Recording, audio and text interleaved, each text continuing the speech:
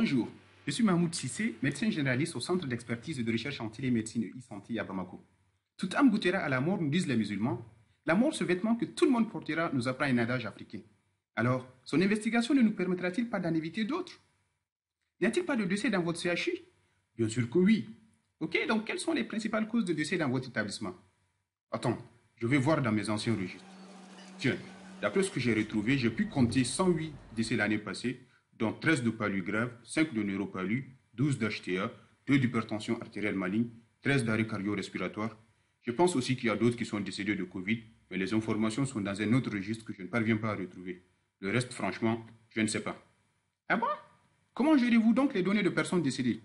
Bon, ici, après le décès, le médecin ou faisant fonction d'interne ou DS fait le constat, il rédige un certificat contenant le nom du défunt, les noms et prénoms de ses parents, la date de décès et en fait une ligne pour la cause de décès qu'on remplit plus ou moins. Ce certificat est établi en 2 exemplaires puis remis aux parents du défunt.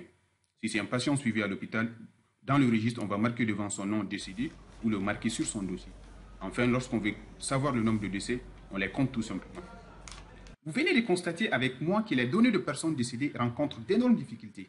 Parmi celles-ci, nous pouvons citer l'absence d'un modèle unique harmonisé, le problème d'archivage, les difficultés d'exploitation et évidemment comme conséquence l'impossibilité de réaliser des statistiques réelles de décès.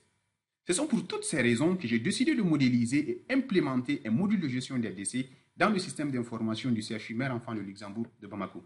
Pour ce faire, j'ai exploité le système déjà existant pour intégrer le module.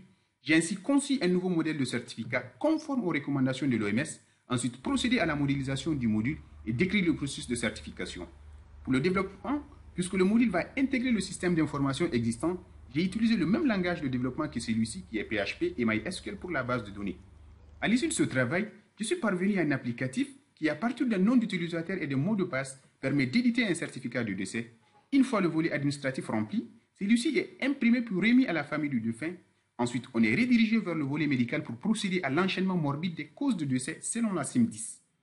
Lorsque le certificateur est un faisant fonction d'interne, celui-ci peut enregistrer le volet comme brouillon pour permettre à son médecin senior de le réviser plus tard avant de le prévalider. La validation finale relève du comité d'audit des décès. À la fin du processus, le volet administratif est transmis aux représentants de l'état civil. Quant au volet médical, il est transmis au service de santé publique et d'informatique médicale de l'établissement. On peut enfin, à partir du menu statistique, voir la liste des personnes décédées par commune, par cause, par âge, sexe, etc., mais aussi de pouvoir exporter toutes ces informations sous format Excel et de pouvoir les utiliser pour des fins statistiques sans crainte de problèmes de qualité. Je vous remercie.